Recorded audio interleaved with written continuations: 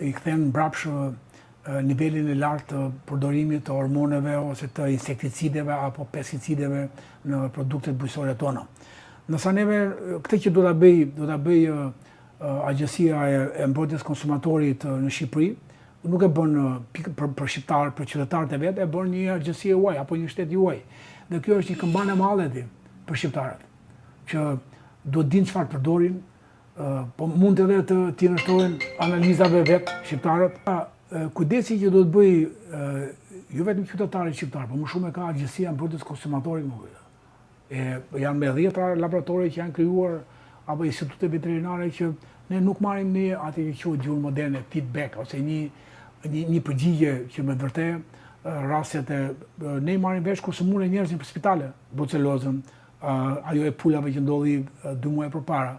I marrim vesh kur qytetari kthehet në pacient.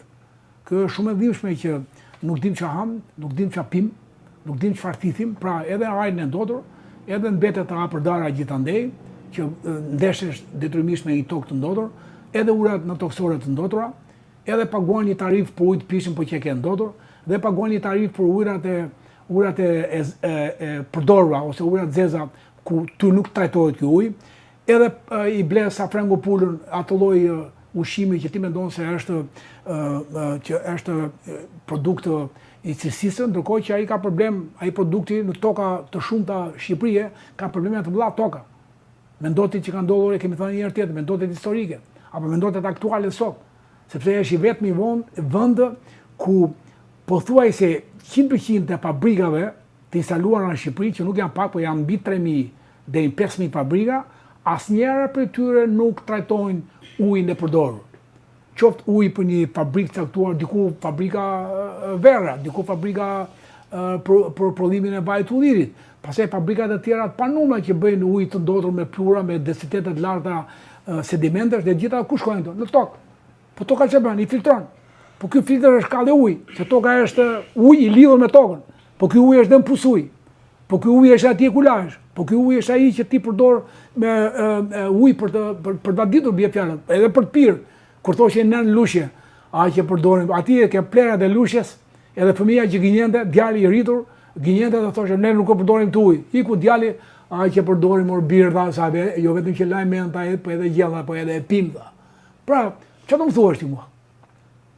Që do jetë një produkt bujqësor blegtoral, do jetë i pastër, kur ti ke probleme të mëdha me tokën, me ujin, dhe këtë ta mjafton një shtet i rregullt, si Kroacia, ta dëshmon edhe të thotë që çfarë po ndodh me produktet shqiptare. Po un kam një qasje tjetër, nëse më lejon të shpreh, që më shumë se përqindja e pesticideve në zahavatet tona apo në produktet tona bulnetore apo qofshin edhe bujqësore, po më shumë unë i referohem rasteve që dyshoj shumë ke mielli që vjen nga jashtë. Për shembull, unë jam nga të paktit njerëz që jam i revoltuar me bukën atje ku e blen berat. Jam shumë i revoltuar. Qofse në Tiranë me një sasi më të madhe monetare mund gjesh një bukë të mirë, që jam pak njerëz. Për shembull, unë ha shumë pak bukë. Do mundohem ta bëj zero bukën. Por atë bukë që marr shumë pak, mundohem ta blej të saktë, mundohem gjej e tjera. Por jam i bindur si në Tiranë, po më shumë në qytetet e vogla, buka që vjen miell serb, këtë e di saktë, që vjen me proteina në nivelin e dur, 14 vjen 9 apo 10, vjen me lagështi, është vetëm mund të jetë Shqipëria, kudo që ta vendosësh bukën ti, do vjen miza ti. Edhe sikur ta kesh shtëpinë me pak lagështi, edhe pa lagështi, edhe ato fatë janë me mira, miza po e harrove bukën në një vend caktuar, ose po se e mbulove mirë e tjerë, pra i tërheq diçka atje. I tërheq një ingredient që miza është pastruese e helmeve. Siç është roli i bletës, siç është roli i ngrur, roli i arabelave. Roli i arabelave, që gjithë kafshët ka një detyrë fisnike me një produkt. Të gjitha kafshët. Pra miza nuk vetë rastësisht ke buka, ku ti e leti. Ati e një ingredient, një përbërës i helmët, ndoshta për të helmuar rasën shqiptare, ndoshta për t'i bërë shqiptarët me dhimbje me ulçera në stomak, nga ulçera pastaj i kanë për kancer stomaku, nuk janë pakti këtati. Po ndoshta për të bërë një koagulim gjaku, që diku në zemër, diku në tru, diku në këmbë, nuk janë pak të di. Dhe përdorimi i bukës Zarzavati edhe mund të splajti, edhe mund të lajt mirë ti. Me ura të hidrogenizuara mund të lajt mirë, edhe mund të heqësh sa që më të madhe të një ndoci. Nësa ke buka, qa mund të bërë buka? As lajt. Pa lerë kër e majnë të prerë, shqiptare ti, bukën ti. Eshte të mërshme ti. Po të më thoi mua një produkt tjetër që e merë të prerë, modhë, shaqirin, bje fjalla, ta majnë të prerë. Ajo i e gjithë vitaminat që ka buka ti. Në momentin që ti e pretë, sepse dembel shqiptari, dembel i matë më bukur, edhe kur i thua shtisë që e ka me ligjë, shisja mos ta presë, e ka me ligjë, nga kë uja. Mos presi bukë sepse lëshon edhe ekuri që pretë e ati këtë qarë, lëshon përmbajtje e ekuri. E ka me ligjë mos ta presi, dhe unë se që marë pa prerë, e digjojnë 2-3 vete aty, edhe ata se prinate duha të prerë. Pre ta presi. Ja, profesor, isha dhe vjeqë. Ta gorë, le ta presi. Edhe prinate marrin, shumisat. Bukë të prerë dhe. Në ta buka ndahet me dorë ti, gazetari dashur. Me mocat e gishtrive, thot Kurani, edhe Muhamedi i madh.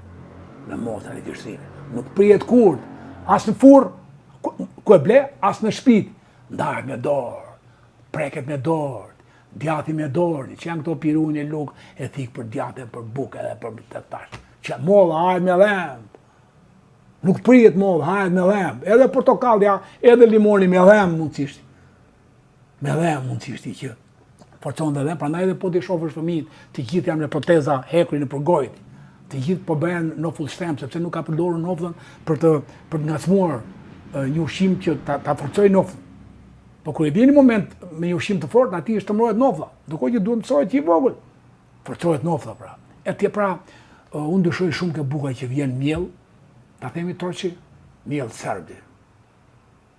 Dhe një rast që kur i tha një ministri që do futesh të miell, edhe gazetari i madh ai, e ke edhe nëpër media atë.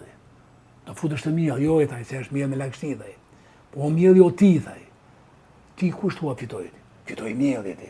Edhe iku ministri nga pozicioni. Qeverisën e këtyre 12 vjetë ka ndodhur kjo ti. Edhe ai miell mori dhen, iku ministri dhe ai miell sot është kur do i shpërndan në Shqipëri për të vrarë shqiptarët. Që mbillen mizat, që mizat kanë detyrimin ta pastrojnë ti të ingredient. Ta ne edhe vjen, edhe i them ndonjëherë nuses, lëri mizat mirë janë te unë, se do ha me gjithë miza. Se fundis çka ka miza, asgjë s'ka. Kafshë vogël është. Po vjen keq ta është miza. Pra, pyetja që bëre lidhur me ushqime që kthehen, produkte që kthehen nga një shtet si Kroacia ka ndodhur më shpesh, por më e rrezikshme për mua është mielli që vjen me pa ingredient, pa krunde, me lagështi, me proteina të ulta, 14%, 10-9% vjen për biskota, vjen për një ushqim kategorisë 8, dhe nuk vjen për bukë njerëzore. Edhe megjithatë, qeveria lejon këtë miell që vjen nga veriuti, nga ata që na duan ti, po na duan të pjekur, të djegur ti, të vdekur ti. Ma ata vjen ai miell ti. Edhe unë i bëj thirrje gjithë tregtarëve, e para një shqiptarë tanë sa pak bukë, dhe tregtarët sillin një miell mundësisht të kontrolluar nga Bashkimi Evropian, Francë, Gjermani, Itali, e le dalë që më shtajnë buka. Po do hash më pak, edhe zero se këngren, edhe zero se si që bëj. Që ha shumë më pak, po e atë mirë ti. Sikundë dhe peshku, më mirë një pesh 3-4 veta, të egër, se sa 4 peshe rezervati.